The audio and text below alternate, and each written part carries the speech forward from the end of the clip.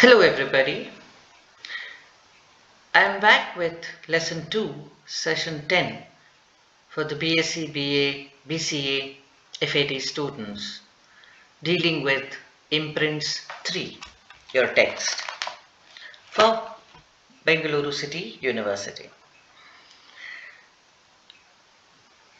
This particular session deals with an analysis of the letter that I was talking about written by Feynman. The last session introduced Feynman. This session, the learning objectives are first to introduce letter writing, as I said, as a creative genre of writing, a creative form of writing. It also hopes to examine how grief and separation are managed and handled after a person's death. It is extremely difficult to accommodate uh, our lives and adjust our lives without the person whom we've been habituated to. So it tries to examine that. And it explores how, writing itself as an activity, can help you to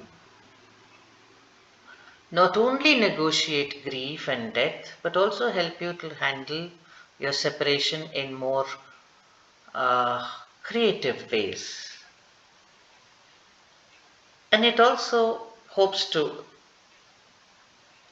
interrogate whether really, when you write down what you feel, you can reduce the pain and the intensity of sorrow or grief. The session outcomes, at the end of it, I hope you will understand, as I said in the first session, how different the private life of Feynman and the perception of Feynman regarding women was compared to his public image. In the public eye, he was, more of a playboy, a light-hearted person who tried to woo and date women and write about it in anecdotal forms, uh, tending to not take him seriously when it came to women. But this erodes all those, debunks all those ideas of woman as a commodity. That is why because he talks about Arline, his beloved, as an idea woman. You are dead so much better than everyone. You dead are so much better than everyone else. Now, this is a very, very emphatic statement to make. At the end of the session, we hope to understand what this means. And at the end of the session, you should know that there is a different kind of expression of love to a dead person. And at the end of it all, what is the tone of the author? Is he serious? Is he light-hearted? Is he ironical or sarcastic? You should understand it by the end of this session. So let's go to the contents of the letter. Before going to, the bit-by-bit explanation, I would prefer to read the entire lesson at one stretch and then go part by part. Let's see what he writes in this love letter, which is written to his wife 16 months after her death. But it was discovered 42 years later in a box. October 17th, 1946. Dear Arline, I adore you, sweetheart. I know how much you like to hear that, but I don't only write it because you like it. I write it because it makes me warm all over inside to write it to you. It is such a terribly long time since I last wrote to you, almost 2 years, but I know you'll excuse me because you understand how I am, stubborn and realistic. and I thought there was no sense to writing. But I know, my darling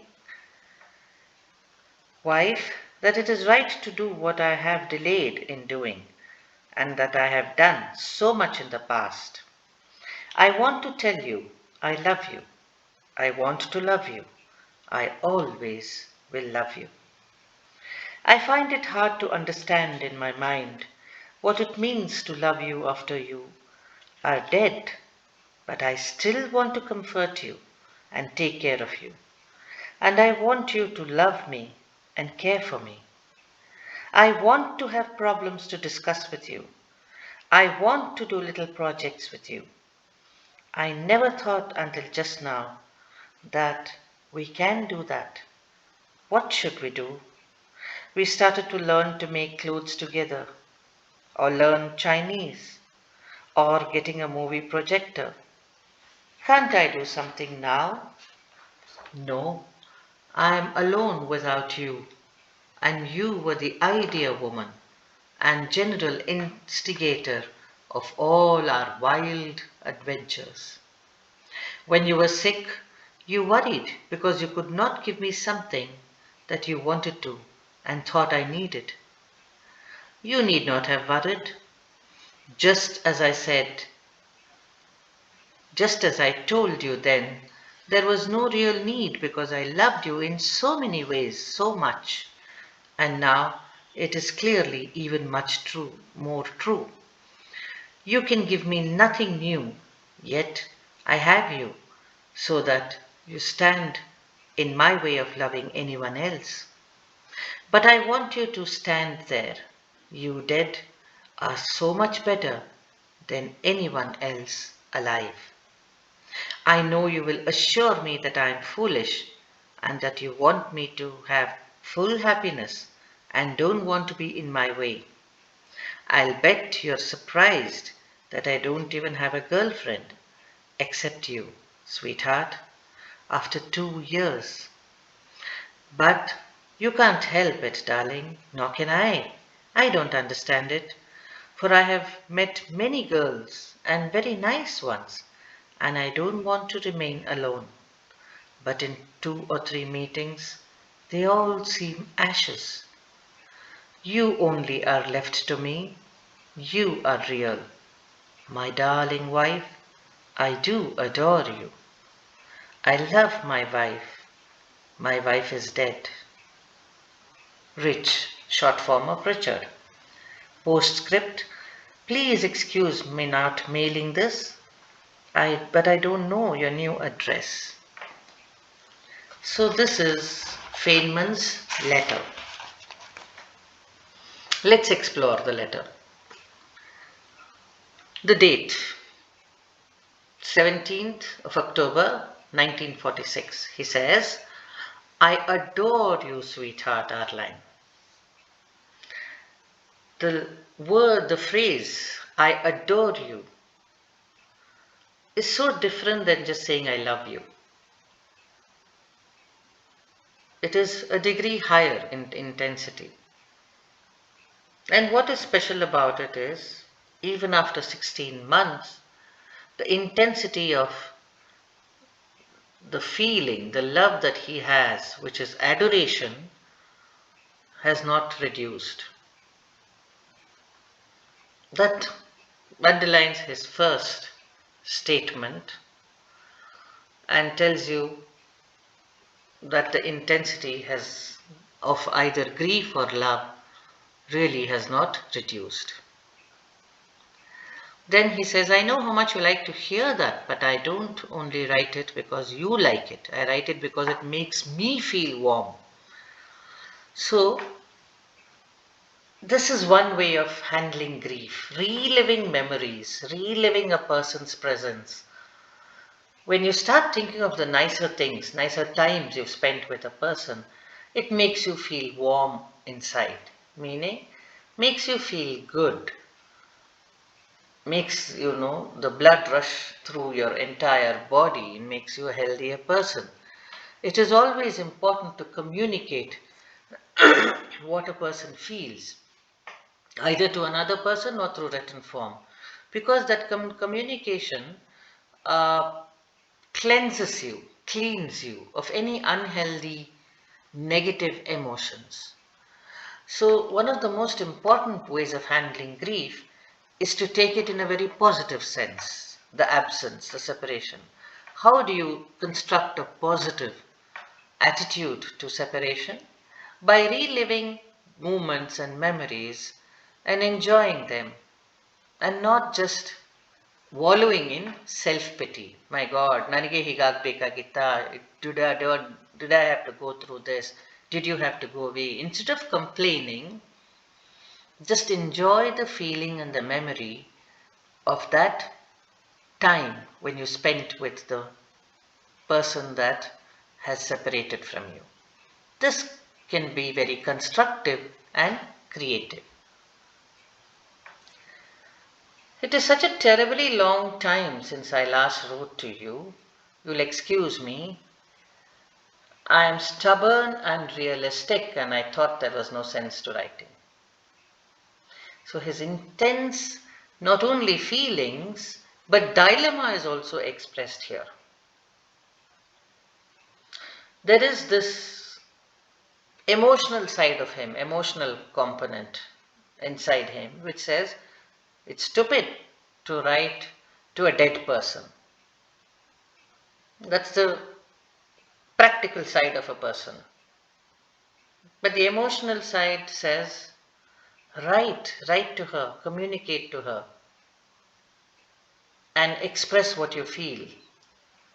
So this kind of a struggle that he has gone through inside him is quite universal. Every person goes through that struggle. You see, sometimes after a person is no more, you start constructing mental conversations with that person, don't you? Is it wrong to do that? Is it mad? Is the person mad? Is he deviant? No, it's one way of handling grief. One way of handling grief is to continue for some time to heal yourself by believing in the presence of that person and talking to that person. In the same way, writing to that person. But being a very scientific person, a scientific bent of mind, it's difficult for a scientist to say, okay, I'll write to a dead person. So there is a lot of trauma and dilemma going through this person, Feynman, and he puts it across in paper. He says, I thought there was no sense in writing, and now I've overcome that dilemma and I'm writing to you. He's actually helping himself by articulating, expressing, writing down what he feels. He's getting it out of his system. So his intense feelings are reflected. Also, his stubborn nature and sense of guilt that he had been a little too practical and refused to write to her. Then he comes to the fact, I know, my darling wife, that it is right to do what I have delayed in doing and that I have done so much in the past. I want to tell you I love you. I want to love you. I will always love you. So, it's a continuation of that same feeling. Should I not? Should I write to a dead person? Should I not write to a dead person? Should I, there are so many beautiful girls around me. I can take a red rose and on Valentine's Day tell a beautiful girl, I love you. That is the done thing. But should I do the same to a dead person? Should I tell a dead person that I love you? As I repeat, he is doing this more for himself. It is a way of venting out, airing his pent up emotions. So his pact with reality and illusion springs out of the genuine veracity of love after life. He is battling, reality and illusions. The illusion that he wants to nurture, that his wife is still there around him and he should be telling her, I love you. That is the illusion, the illusory world. Reality tells him, you are a stupid fellow. How can you write to a dead person? How can you communicate to a dead person? And that is resolved in this letter. The dilemma, the clash between reality and illusion is resolved in this letter. He pins it down by writing to her and saying, yes, I know you are dead, but that doesn't mean I do not love you. I will continue loving you. So the presence, the feelings, the memories of a person lives in another person long after the person is dead. But the best way to handle it is to accept it and to enjoy the memories and leave it at that. He is slowly moving towards that.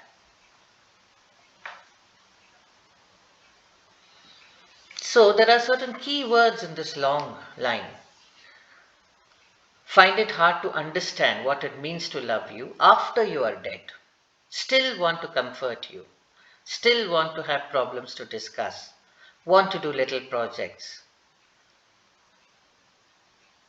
I'm alone without you, and you were the idea woman, an instigator of wild adventures. So there are so many things he tells you about their relationship, which was on very equal terms. He says, I'm still battling this new situation which makes me love you after you're no more. That's a new situation. Because he still wants her to be around, he still wants to fuss over her, he still wants her to take care of him, he still wants to have discussions with her, he still wants to do little projects and little things with her. So, and until now, I never thought until now, just now, that we can do that. So you see, the presence of the woman can provoke him, inspire him to undertake projects without her. This is something which is very complex, but which every person uh, has been able to do. Go to the story of Ekalavya. He mastered this craft of bowmanship and marksmanship, even though Dronacharya was not there in front of him. He made a clay model, and looking at that, he learned. So sometimes physical presence is not as important as what goes on in your mind. If you consider the person to be an inspirer, in your mind that person will always be present, and the person can provoke you, inspire you to do things uh, well and to cultivate new activities. So he is trying to tell himself, though you're not there, you are there. I will still learn to do so many things, believing that your presence is there. It's a very complex mechanism, the mind. It can work on simultaneously the plane of illusion and reality, which is what he is doing. And he says, you are the idea woman. Now this breaks all stereotypes of a woman. The stereotypical post-World War, Second World War, perception of a woman was a woman better stay at home, do the work, take care of the family. She is not a cerebral partner, a partner for mental stimulation, only physical stimulation. So this gives you a different picture of how Feynman perceives Arline as a woman. She just was not a physical comforter, but she was a person who stimulated his brain cells, who gave him a lot of food for thought, who provoked him to do a lot of mental activities. Now, this is what he means by an idea woman. A woman who stimulated him mentally, excited him mentally. This breaks the stereotype of woman. As I said, there was a public image of Feynman and a private image that you discover in this letter. He shares a lot of his experience about dating with women, how he courted women, how he won them over, how he had affairs with them, all in a very humorous way and very casual way. But this is another side to the scientist, a deep commitment, partnership, which was intellectual with a woman on equal terms. That is why he calls her the idea woman. So the grieving scientist had to contend with the memories left behind, had to fight with the memories and the realities he enjoyed in her company. And he had to fight with the fact that they were irretrievable physically. And he had to accommodate and accept the fact that they are retrievable as a memory. So be satisfied with retrieving the memories and learning to enjoy the company of the memories, though the presence of the physically of the person may not be possible. So the idea woman emphasizes that companionship was intellectual and he got his inspiration to live life as an adventure because of our line. So this tells you that there was an intellectual companionship more. After all, he was married to a sick woman. If you read the biographical details, which is there in your text, you will know that she was very sick, but still he enjoyed her company and she made his life very interesting. So they were equally matched.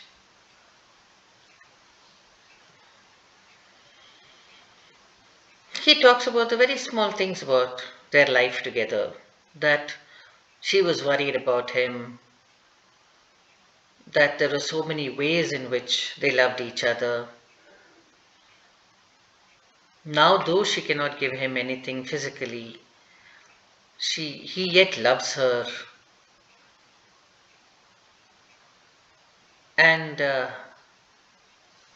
she stands in his way of loving anyone else, but still he wants her to stand there. Why? Because this is the core of the letter. The core of the letter is, you dead are so much better than anyone else alive. Again, he is battling between between illusion and reality, between two situations. She is no more. Somebody else has to take her place.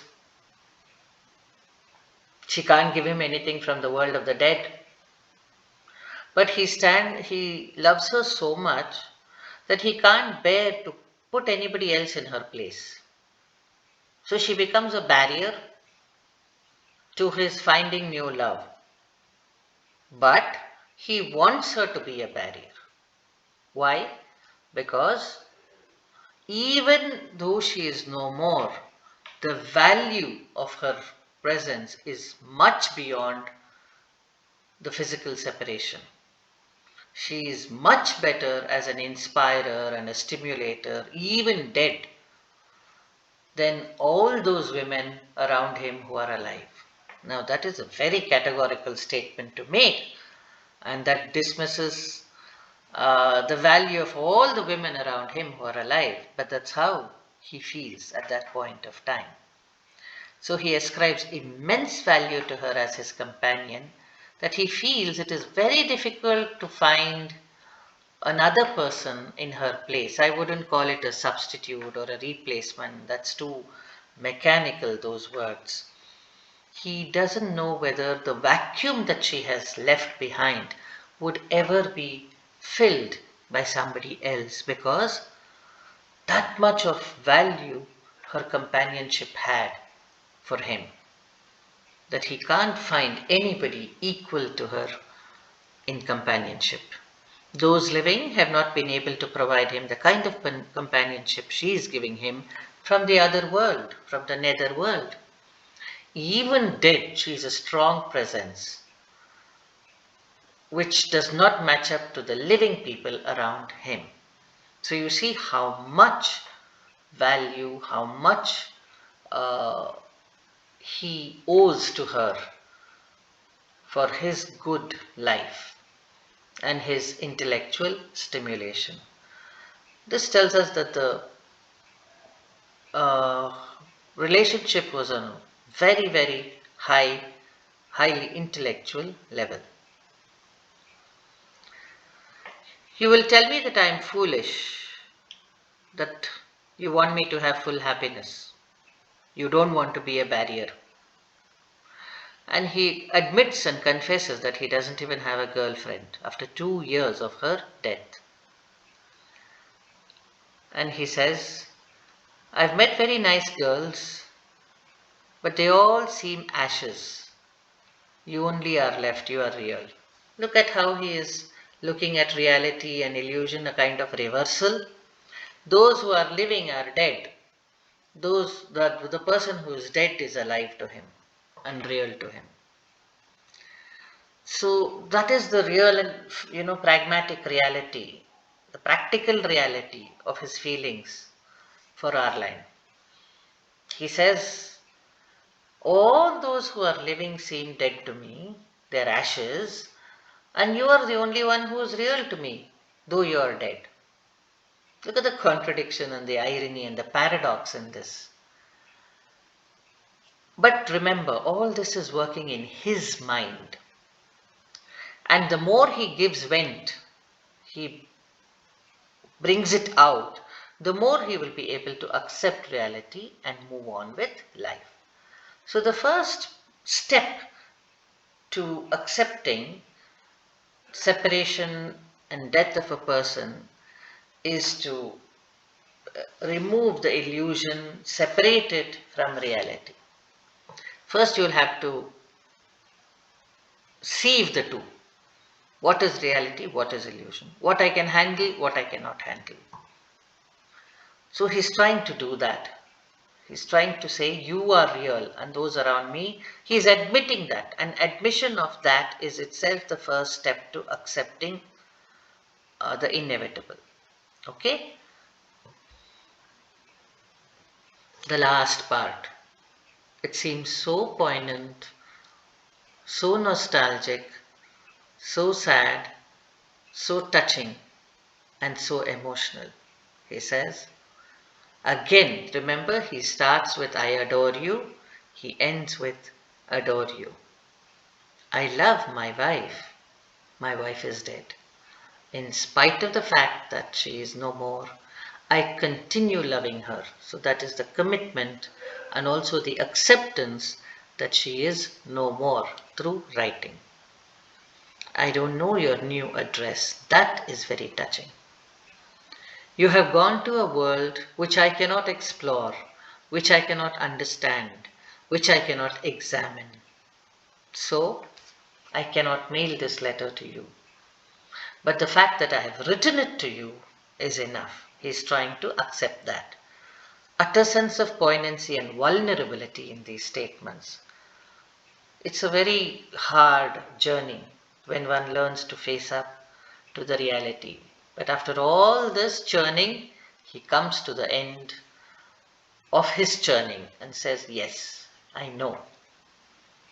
I have been playing with illusion and reality for a long time. I've been trying to accept, I've been trying to live illusion and not reality.